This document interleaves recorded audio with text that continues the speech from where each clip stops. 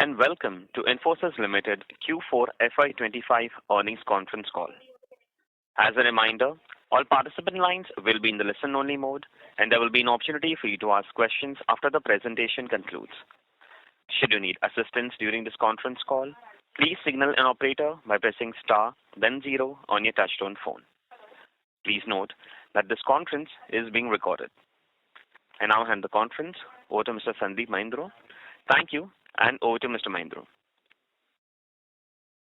Hello everyone and welcome to Infosys earnings call for Q4 and FY25. Joining us on this earnings call is CEO and MD Mr. Salil Parekh, CFO Mr. Jayesh Sanghrajka, and other members of the leadership team. We'll start the call with some remarks on the performance of the company, subsequent to which the call will be opened up for questions. Kindly note that anything we say which refers to our outlook for the future is a forward-looking statement that must be read in conjunction with the risks that the company faces. A full statement and explanation of these risks is available in our filings with the SEC, which can be found on www.sec.gov. I'd now like to pass on the call to Salil. Thanks, Sandeep. Good evening and good morning to all of you. Thank you for joining us on this call. We had an excellent year in financial year 2025. Our revenues grew at 4.2% in constant currency terms. Our operating margin was 21.1%. We generated $4.1 billion in free cash flow, and we had $11.6 billion in large deals. In Q4, we had year-on-year growth of 4.8% and operating margin of 21%. We are seeing growing demand from clients to partner with them on AI. They're moving from a use case-based approach to an AI-led transformational approach with AI agents playing a critical role. We're working on AI projects by bringing Infosys Topaz, generative and AI and agent AI-powered services and solutions for their benefit. Our AI work spans a wide spectrum of priority areas like process improvement, engineering, customer service, cybersecurity, and employee productivity. We're helping a large U.S. financial services company navigate the AI transformation to deliver hyper-personalized, conversational, AI-powered customer experience with accuracy of over 80%.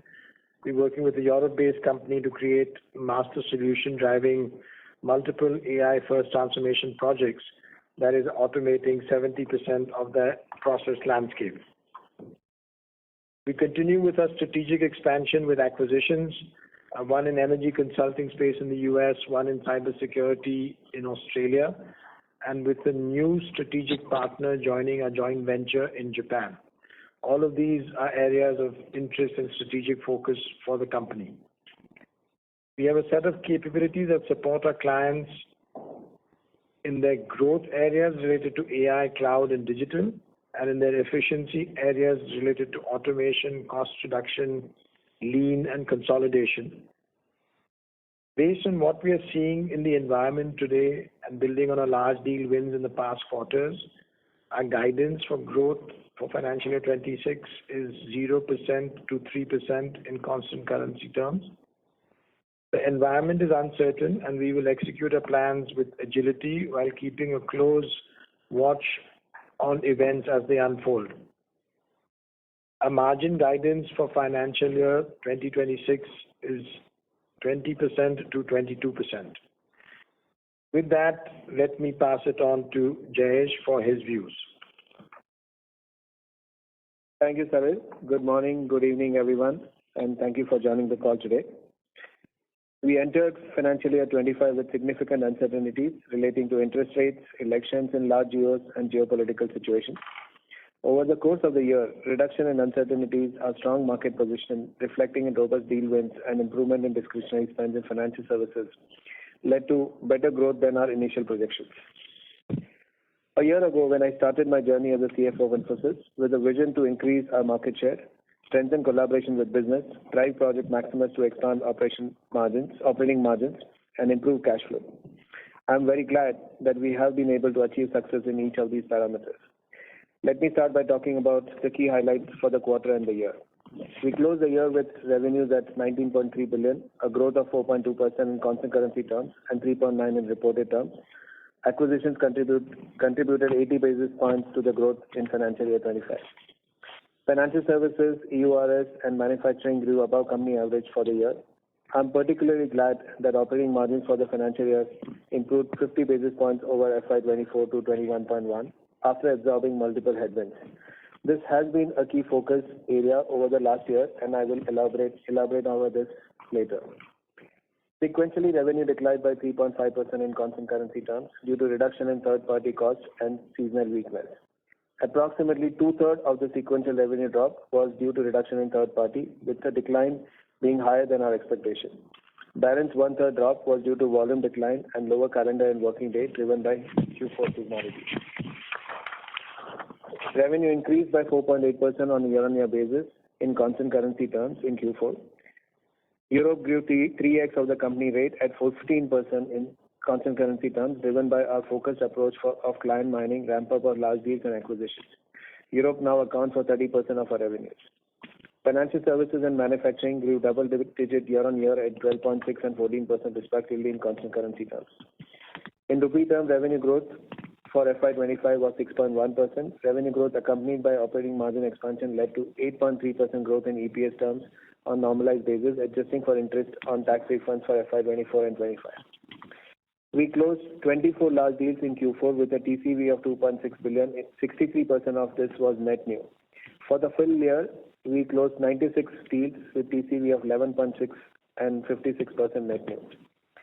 DSO reduced by 5 days to 69 sequentially. Further, the DSO including unbilled net of unearned reduced by 3 days to 83. Free cash flow for FY25 was highest ever at 4.2 billion, 129% of net profit.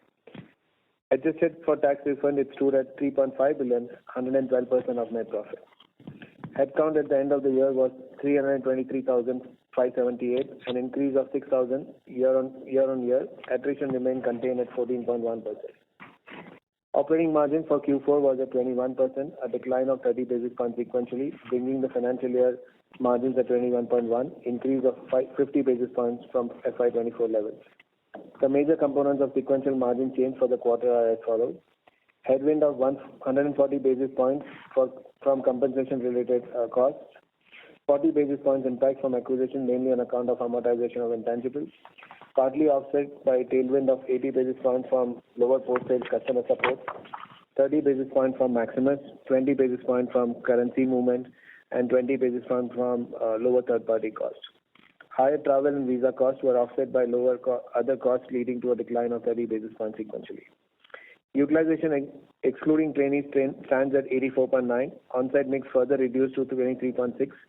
We hired 15,000 freshers this year and expect to hire over 20,000 freshers in FY26. EPS increased by 1.8% in financial year 25 in rupee terms on reported basis and 8.3% adjusted for interest on tax refunds.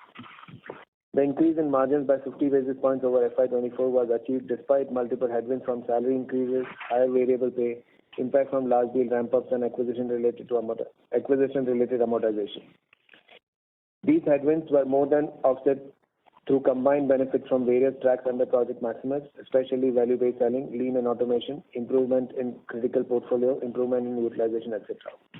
We have been able to institutionalize these initiatives and make a structural shift in our approach. We expect Project Maximus to further aid in margin improvements from current levels. Consolidated cash and cash equivalents stood at 5.56 billion at the end of the year.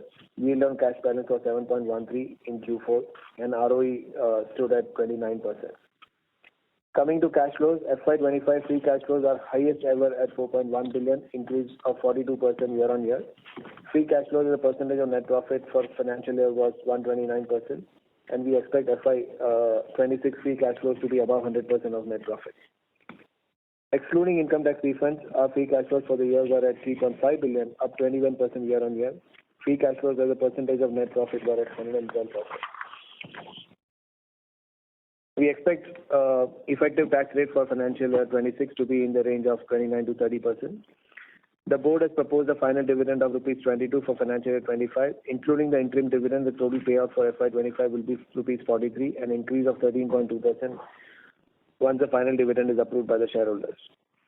We closed 24 deals in Q4 with a TCV of 2.6 billion, 63% of this net new. Vertical-wise, we signed 7 deals in financial services, 5 in EURS, 4 in manufacturing, 3 in communication, 2 each in high-tech and life sciences, and 1 in retail. Region-wise, we signed 12 large deals each in America and Europe. Coming to verticals, in financial services, budgets are flat to slightly higher in AI, regulatory compliance, and cost management. We anticipate steady growth in capital markets and cards and payments in large global banks and US regional banks. Mortgage sector will see an uptick if in interest rates reduce going forward. Our investment in AI-related propositions, regulatory compliances, risk mitigation, and cost management is expected to create growth opportunities. We have been selected as an AI partner for many of our clients. Manufacturing sector has grown double digits over the last few years. For CY25, budgets are lower for auto and industrial manufacturing and flat for aero. Recent challenges in terms of tariffs, market uncertainties, and trade barriers are likely to lead to a subdued spend and delayed decision-making. Weakness in auto, especially in Europe, continues. We are helping clients in aerospace resolve bottleneck in their supply chain. Pipelines remains healthy with focus on cost takeouts, opportunities in infra transformation and consolidation, and some traction in ERP modernization programs. Retail sector has been impacted by economic uncertainty, resulting in lower consumer spending in core markets. Due to recent tariff announcements, clients' budgets are expected to be tightened, and there is increased caution. Decision cycles are getting stretched for discretionary spend and larger deals.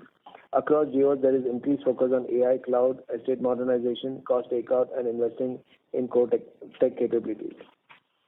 Energy, utility, resources, and services sector continues to grow, and we see a strong pipeline of opportunities both from existing and potential clients. Energy prices remain volatile. However, new markets in midstream and downstream energy are opening in the US region. There is an increased M&A and tax-related work with services clients focusing on cloud migration and vendor consolidation. Utilization is prioritizing AI-driven enterprise transformation and services and is seeing traction in software services and IPD. The acquisition that we announced today will strengthen our vertical expertise and open new buying centers in energy trading and risk management area. Communication sector continues to remain soft. Discretionary spend is under pressure with clients focusing on cutting costs, restructuring, and consolidation deals. Our growth will be led by recent deal wins and opportunities in areas like cost reduction, AI and database solutions, and cybersecurity. Lower interest rates could improve the profitability of telco OEMs, which in turn can help increase IT budgets. In high-tech, most clients remain cautious due to the macroeconomic headwinds and tariff announcements, with discretionary spend still remaining under pressure. There is increased margin pressure on account of committed spend on data centers. As exiting FY25, global uncertainties relating to tariff and impact of that on client sentiments and spend are taking center stage. Basis our assessment of the current macroeconomic environment and the visibility that we have today, we expect FY26 growth to be 0 to 3% in constant currency terms. This excludes the acquisition that we announced today, and this assumes a reduction in third-party revenues versus FY25 based on existing deals and the new deals in pipeline that we have today. Our operating margin guidance for the year is 20 to 22%. We will continue to keep a close watch on economic environment and its impact on client budgets and reassess our guidance as we progress during the year. With that, we can open the floor for questions. Thank you very much. We will now begin with the question and answer session. Anyone who wishes to ask a question may press star and 1 on their touchtone telephone. If you wish to remove yourself from the question queue, you may press star and 2. Participants are requested to use handsets while asking a question. Ladies and gentlemen, we will wait for a moment while the question queue assembles. Participants, you may press star and 1 to ask the question. The first question is from the line of Ankur Rudra from JP Morgan. Please go ahead. Thank you. On the fourth quarter, can you talk a bit about the linearity? Ankur, sorry to interrupt you. Your audio is not clear. Can I request you to come in a better reception area, please? Okay, can you hear? Is it better now? No, sir. The network is not clear at your end. Okay, let me come back. Yes, Ankur, this is better. Go ahead. Ankur, go ahead. We can hear you now. Thanks. Okay, so the question was, in terms of the fourth quarter, can you talk a bit about the linearity? Did the softness or the relative miss to guidance play out only in March, or was there something you saw over the course of the quarter?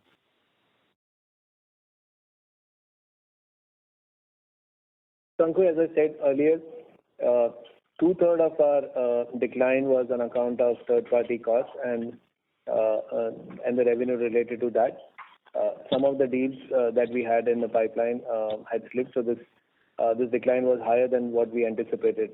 And the balance was the usual Q4 seasonality and the volume decline that we saw. So, but two-thirds of our 3.5% decline was on the back of third-party cost and revenue.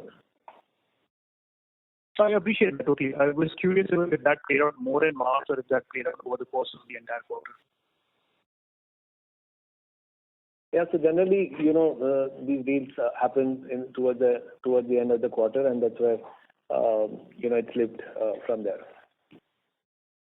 Okay, understood. If I talk a bit about the guidance, it seems to imply something like 0.8 to 1.9% ask rate for the rest of the year. Could you highlight if this will be a normal seasonality or is it going to be different given the heightened uncertainty you might be seeing right now?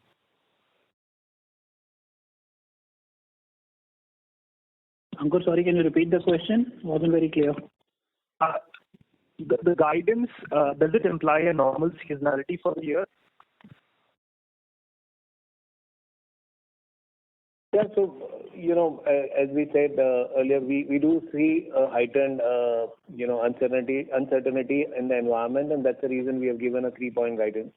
So depending on which end of the guidance you're looking at, the seasonality will also change, or the uncertainty will also change.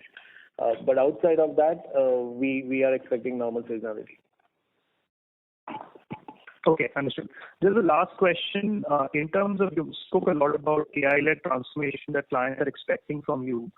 Are you infusing AI into existing projects that might lead to any kind of revenue deflation which you have to overcome? Hi, Ankur. This is Salil. So first, AI is part of all the discussions on the new deals. We are using AI in many of our existing programs, but here we are seeing benefits which relate to how we can now use AI with clients in different areas. So as a composite, what we saw last year, 4.2% growth, we feel pretty confident that we will see benefits from it, even as we see some productivity improvements. So we don't see anything in terms of the revenue on that. Okay, appreciate it. Thanks, and best of luck. Thank you. Next question is from the line of Kumar Rakesh from BNP Paribas. Please go ahead. Hey, hi, good evening, and thank you for taking my question. My first question was, you spoke about that the third party slipped towards the end of the quarter. So, how was the volume trend during the quarter? And does that imply that as they come back in the next quarter, in the guidance, you are expecting the third party contribution to be higher in FY26? So again, if you look at what I said, through the quarter, we had a softer start at the beginning of the quarter from volumes perspective, but we did see some recovery there in terms of volumes. But on the third party, we are expecting for FY26 third party to be lower than FY25, considering the deals that we have signed and the deals that we have in the pipeline. So that is baked in. And volume trend during the quarter? Yeah, the volume trend during the quarter, we had a softer start. January is generally the soft month, and then the volumes start tracking up, and we saw similar trend this quarter as well. Great, thanks. My second question was, from a longer term perspective, over the last 2-3 years, we have seen all the fraud which was created in many of the deals with very low ROIs being signed. They were reassessed by the clients, and many of them were ramped down, and we saw the impact of that in terms of revenue growth.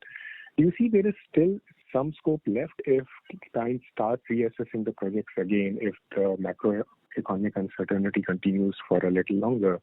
There is more of reassessment of the projects which may again start happening the way we have seen over the last year or two? Hi. First, the changes that we have seen in the economic environment impact have happened very recently and over a short span. Having said that, the discussions we've had specifically on some of the deals we've signed in the recent quarters, we have not seen a change in that, like the trajectory that we were anticipating at this stage. However, we'll keep a lookout on that as we develop it. Thanks for that, sir. Just a clarification. So my question was more around that ROIs now that we are offering in terms of the deals which we are doing for the client. Now, has it on a portfolio level, has it improved so that we are no longer in a risk if such a reassessment happens? Or you still see that there are some of the projects which is at a risk which could be reassessed? So, Nitin, I mean, what we saw in the past was more of, Gopal, what we saw in the past was more of the discretionary spend where the clients had put a stop or there were ramp downs there. If the environment deteriorates significantly from where we are, yes, the clients will relook at some of that. At this point in time, we are not seeing any of that happening significantly for us. Okay. Thank you. Next question is from the line of Abhishek Pathak from Motilal Oswal. Please go ahead. Yeah, hi. Thanks for the opportunity. So my first question was, could you please just expand a bit on the underlying assumptions at the top end of our guidance? Do we assume, an acceleration in deal wins for this to be achieved, or do you think, better than expected ramp-ups could probably take us to 2-3%? That's one. And the second question was, which I think is probably partly answered, but considering a few of your peers have called out, some deferrals or at least, some uncertainty in decision making, how does the next immediate quarter look in terms of, let's say, deferrals or ramp downs? And do you see any significant risk in the extreme short term? And lastly, do the current events kind of push down the recovery in short cycle deals a bit more, and do you feel short cycle deals are again something that will struggle to take off? Thank you. Yeah, so leading up to guidance, we always run multiple models that leads us to the top end, bottom end, or the middle end of the guidance. That's the same process that we have followed even at this point in time. The reason that we gave a 3-point guidance was because there is an uncertainty. So at the lower end of the guidance, we have baked in some further deterioration in the environment, and at the top end of the guidance, we have baked in steady to marginally improving environment. So that's how the guidance has been spanned out, from the environment perspective. Having said that, on the ramp downs, we've not really seen any major ramp downs at this point in time or major closures of the deals. We do see clients being cautious. The decision making is delayed in pockets. But as I said, what we see today has been baked in the lower end of the guidance from the uncertainty perspective.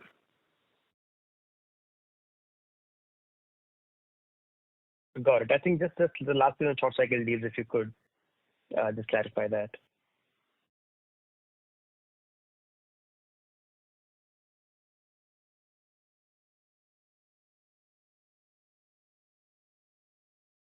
Abhishek, do you have any follow-up question? Yeah, hi, am I audible? Yes, we can hear you. Yeah, sorry. No, just the last bit on the wage hike impact for Q1 and how do we just model that in? Thanks.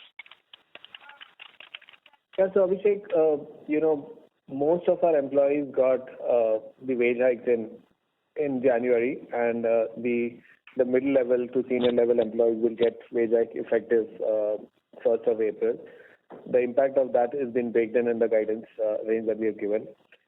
As you could see, for the financial year 25, we have improved our margins by 50 basis points. We are now at 21.1. Despite all the headwinds, whether it was wage hike, whether it was higher variable pay, the large deal ramp-ups, acquisition-related costs, and our endeavor going forward is to improve from where we are in the current environment. Understood. Thanks a lot. Thank you.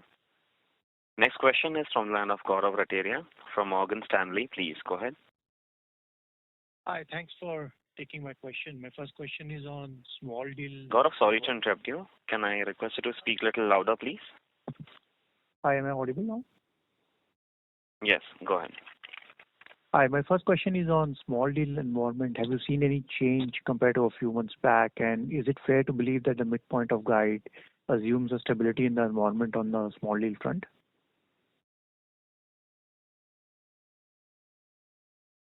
So Gaurav, as I said, there are various models that lead to multiple, ends of the guidance.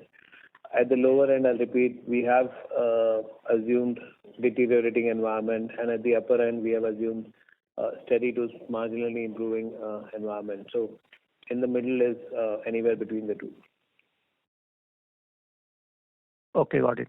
Second question is on margins for FY26. Normally, what we have always been hearing is that when growth improves, it creates an operating leverage and provides a cushion to improve margins. But if I take just midpoint of your guide, it's kind of slowing compared to FY25. So is it fair to believe that kind of creates some operating deleverage and creates some pressure on margins? So what would be the levers to offset that and still be, stay within the band within FY25 range? Thank you. So Gaurav, if you look at the last year also, we had a large comp impact coming into the year because we had the previous comp was rolled out in November, so full year impact of that came into this year, and then we had additional comp that we rolled out in January. So there was a comp impact, there was an impact of the large deals that we signed in the previous year, 20 bits of impact from the acquisition that we did, and so on. And despite all of those headwinds, we have been able to improve margins by 50 basis points while rewarding our employees better through a higher variable pay through the year. So we are confident at this point in time that there are opportunities where we can double down and improve margins. At this point in time, the endeavor is to improve margins from where we are for FY26. Thank you. Thank you. Next question is from the line of Jonathan Lee from Cunningham. Please go ahead. Great. Thanks for taking our questions. First question, can you clarify what the inorganic contribution is that's contemplated in your outlook for fiscal 26?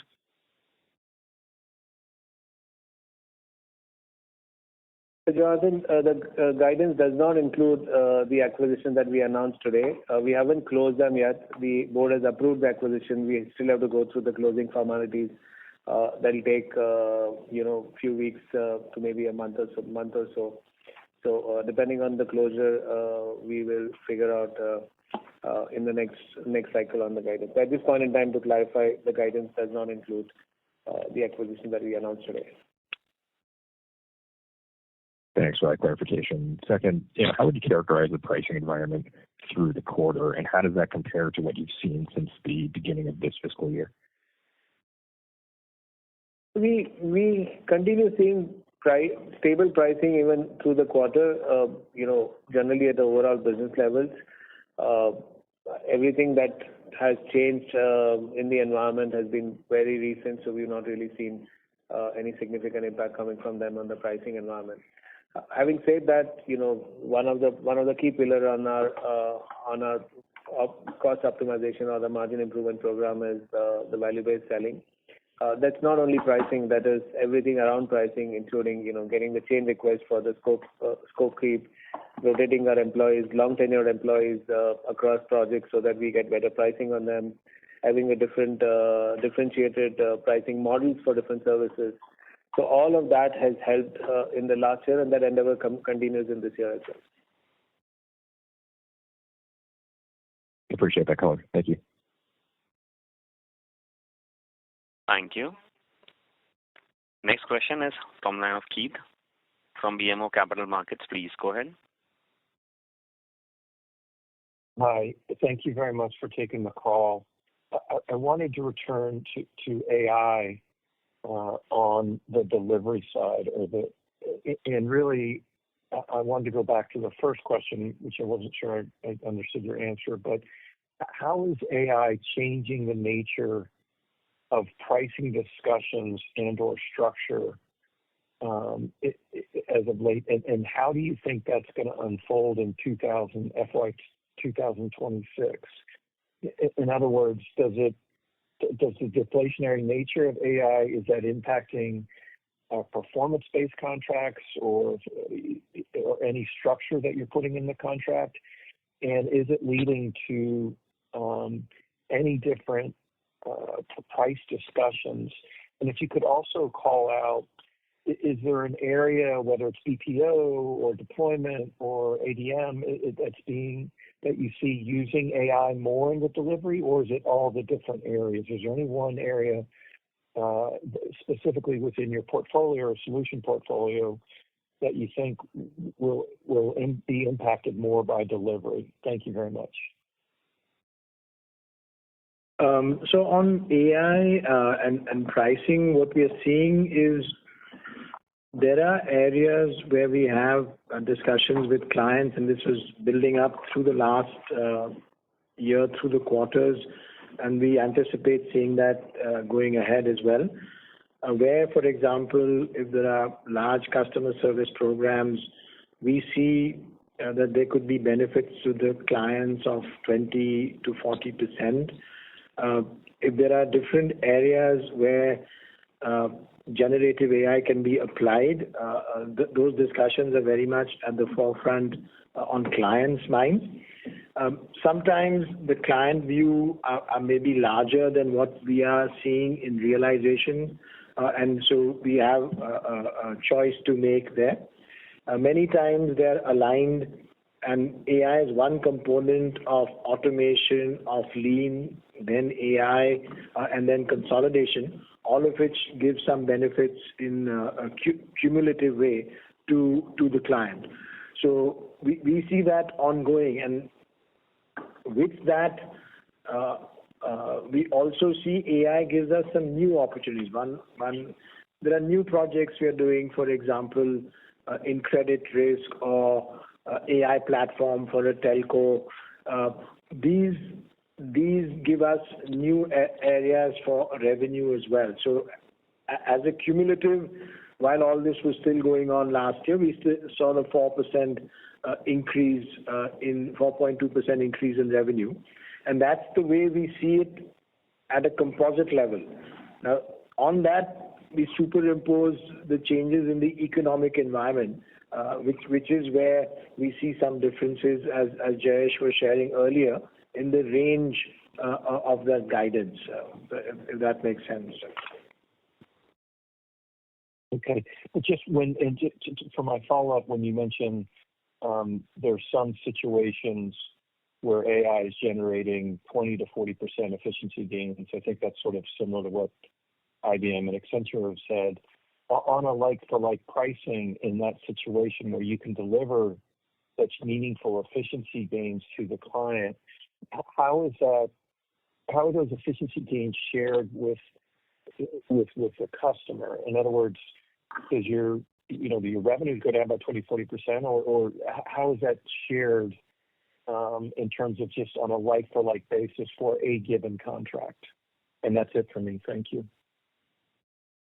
So there, where we've seen that range has been more, for example, on customer service. We don't have a large sort of voice business. We typically bid on like combination of technology and operations, and part of it could be that. So typically these are not our existing book of business. That customer service is not something we have a large book of business in. In terms of sharing, okay. There are different ways these are shared depending on the client situation. Like there are situations where there's a consolidation activity with a client where there's a share in some part where customer service is not within our portfolio, and there's consolidation which gives us some benefit. So it's not like one number which gets shared then with clients. But it is shared, yeah. Okay. Okay, many thanks for the answers and I wish you all the best of luck. Thank you. Thank you. Next question is from line of Surendra Goyal from Citi. Please go ahead. Yeah, thanks a lot. Salil, Jay, just one question. You have been calling out improvement in discretionary spending through the course of FY25. What did you see in the month of March and April so far? And apologies if you have already answered this question before.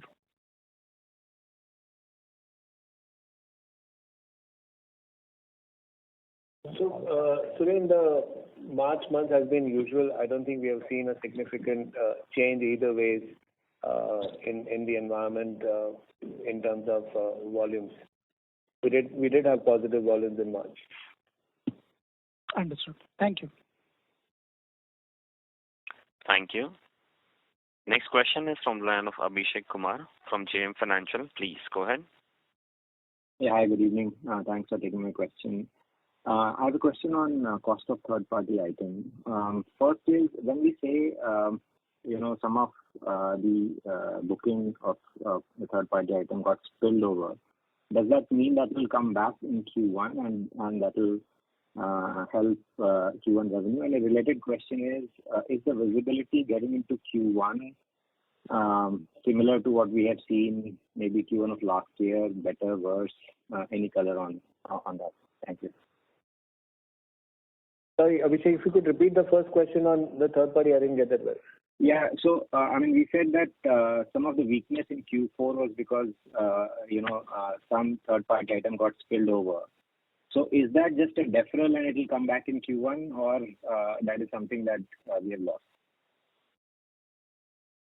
Yeah, so Abhishek, at this point in time, the third party costs that, as I said earlier, 2/3 of our decline was because of the lower third party costs and revenue. Some of those deals slipped.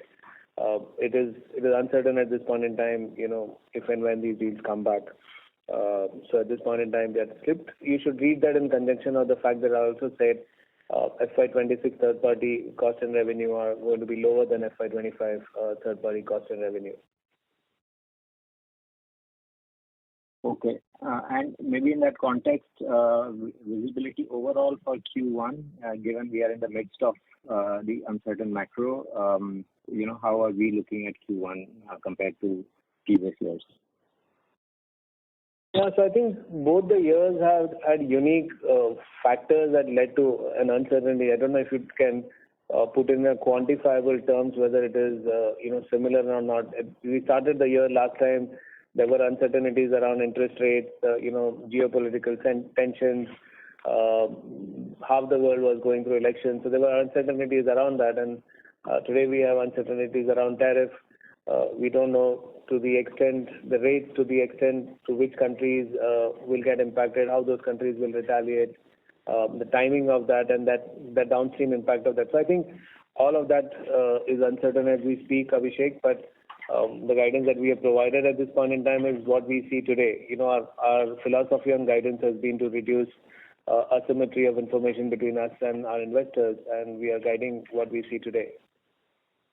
So one quick question on margin. 2/3 of 3.5% decline coming from third party, but the margin uplift because of that has been very limited, right, around 30 basis points. So I'm just trying to reconcile, why the margin uplift is so low.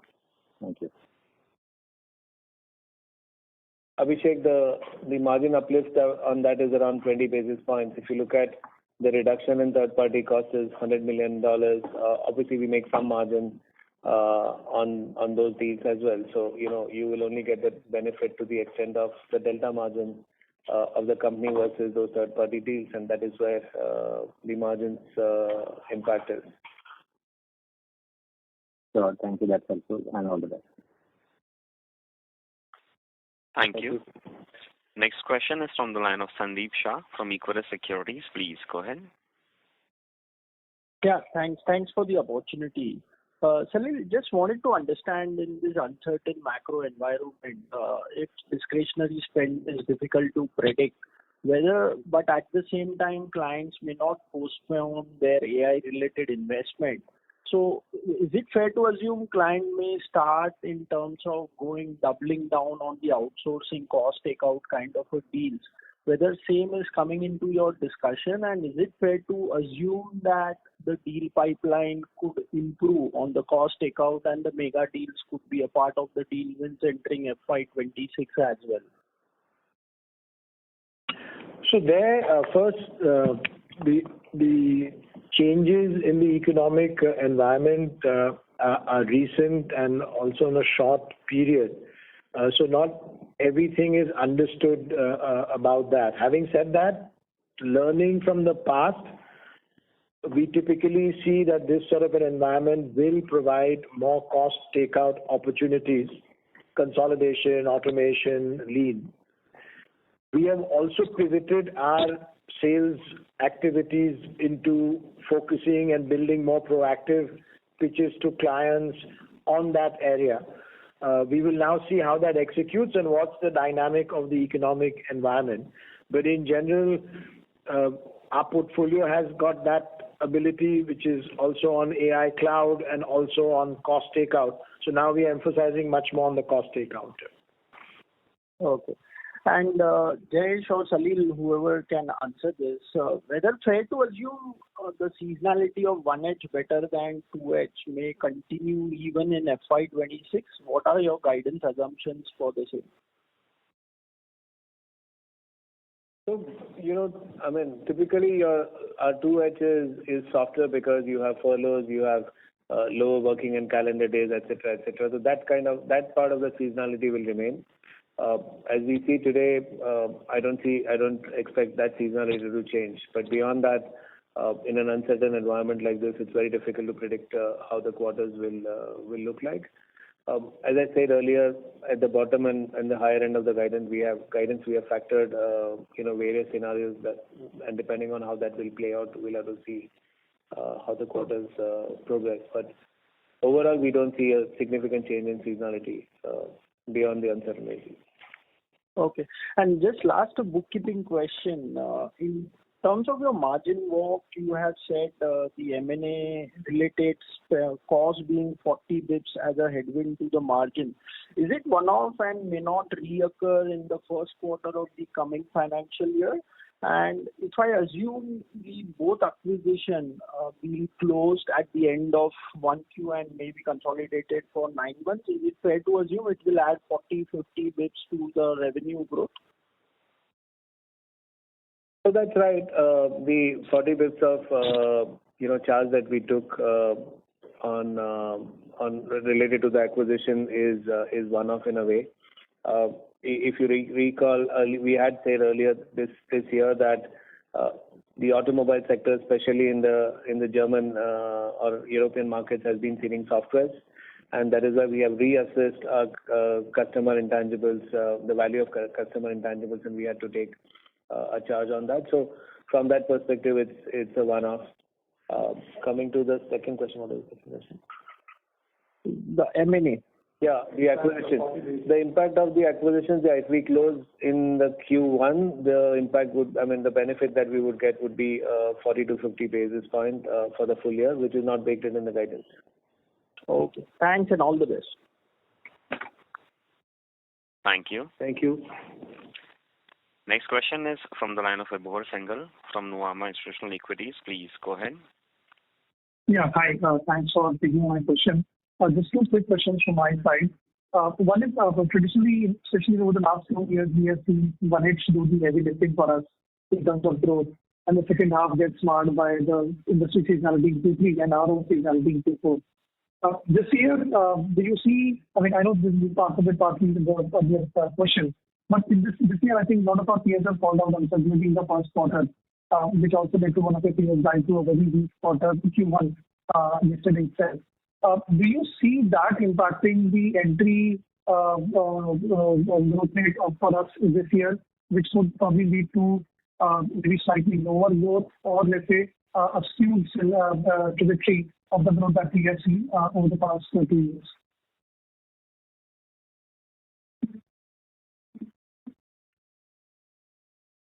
Both, sorry, again, your voice wasn't very clear. It was getting muffled in between. Can you summarize the question again, please? Sure, just give me a minute.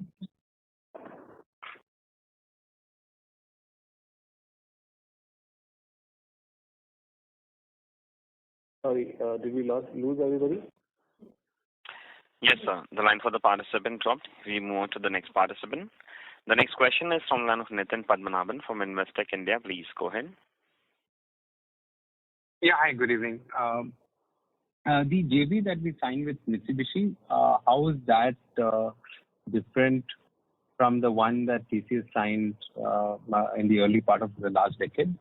You could just give some context there. So, Nitin, this is not a JV that we have signed. We have inducted Mitsubishi in the existing JV, and we have diluted our share by 2%. So it's an existing JV where we have just inducted a strategic partner in the JV.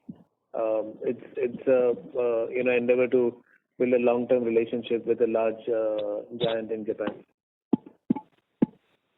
Got it.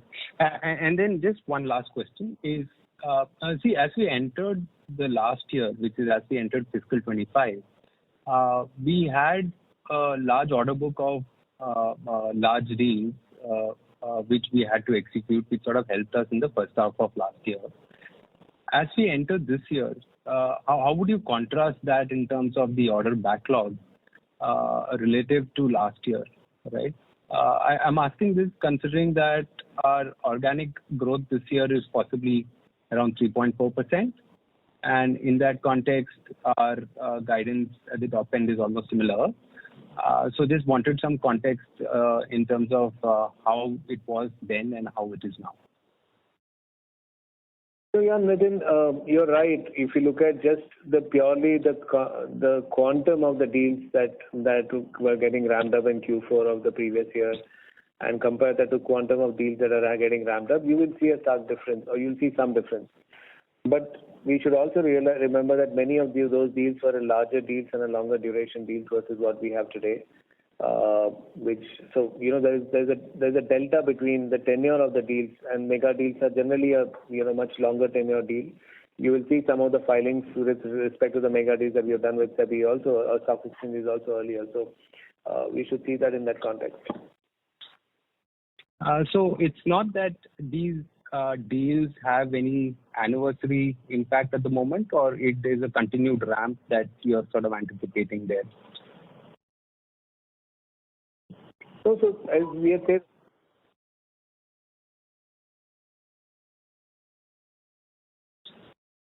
so can you hear us?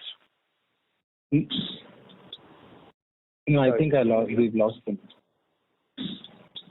Yeah, no, sorry. So if you look at most of the deals that we had talked about earlier, which were signed in FY24, they had ramped up in the Q4 of FY24, and then we saw the benefit of them in FY25. So they are pretty much at a steady state at this point in time. Got it. That's very helpful. Thank you so much, and all the very best. Thank you. Thank you. We take the follow-up question from the line of Vibhor Singhal from Nuvama. Please go ahead. Yeah, hi. Hope I'm audible this time. Sorry, I got dropped in between. Yes, Vibhor. Yeah, sorry. So my question was basically on the growth trajectory that we're expecting. For the last 2 years, our growth has been pretty much first half heavy, and seasonality of industry and our seasonality coming in Q3 and Q4. This time, a lot of our peers have called out weakness in Q1, especially because of the uncertain macro. So do you believe that could impact the growth trajectory that we see through the year? It could be more skewed towards the Q2 and Q3, or maybe the second half, and the first half might not be as good as we have seen it over the past couple of years. Just some light on that would be really great. So, as I said earlier, from a seasonality perspective, the regular seasonality perspective, I don't see a change in seasonality. The working days, calendar days impact will be similar to earlier years. The furloughs will remain. The uncertainty is the only unknown factor, and we'll have to see how that pans out in Q1, Q2 to see if, and the implication of that to see whether Q1, Q2 is going to be better or worse off versus earlier years. So, in short, the uncertainty remains. That's the reason why we have given a 3-point guidance. At the bottom end of our guidance, we have expected higher uncertainty. At the top end of the guidance, if we end up there, then you will see a regular seasonality in H1 and H2. at the top end of the guidance. But yeah, at the bottom end of the guidance, it's going to be unpredictable. Right. Got it. So, okay, let me just ask maybe just a follow-up on that. Are you expecting any, let's say, unexpected, extra weakness in Q1 because of the uncertain macro at this point of time? We don't give quarterly guidance, unfortunately, fortunately. So not a problem. We are going to stick to our overall guidance, and that is what we see today. So yes, I was just trying my luck. Lastly, on the margins front, where do we stand on the Project Maximus benefit? Do you believe there are still some fruits to be plucked from that, or are we mostly done with that project? So if you look at this year, despite multiple headwinds, we have been able to improve margins of 50 basis points, right? We did absorb the comp that we did in the previous year. Full year impact of that came in FY25. We gave higher variable pay to our employees. We have had ramp-ups of many of the mega deals, which obviously are lower margins in the beginning of the year. We had an impact from acquisition or intangibles of the acquisition. So I think we have absorbed all of that and delivered 50 basis points of margin. There are multiple tracks which are still underway under the project. Value-based selling is still delivering value. Lean automation is still creating value. So I think there are opportunities that makes us believe that there is still opportunity to improve margins from where we are, and that's the end of it. Got it. Great. Thank you so much for taking my questions, and wish you all the best. Thank you, Vibhor. Thank you. Next question is from none of Manik Taneja from Axis Capital. Please go ahead. Hi, thank you for the opportunity. You made a remark regarding the fact that we should probably be expecting some decline in the cost of pass-through or the pass-through revenues in FY26. We've basically seen a very steady increase from this line item, increasing from about 2% of revenues to about closer to 8% of revenues in FY25.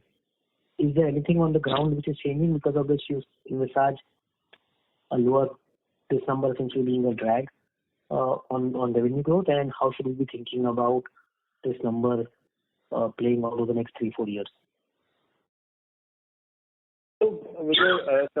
Manik, this is, the third-party costs are typically the costs which are embedded in a large transformation deal, a multi-year large transformation deals. And, we know what the deals that we have signed in the year, and we know what are the deals in the pipeline. When we analyze that, those two components is when we estimate what the cost is going to be. And at this point in time, looking at what we have signed and what we have in the pipeline, we expect FY26 third-party costs to be lower than FY25. Do we envisage this going back to possibly where it used to be FY20 or 21?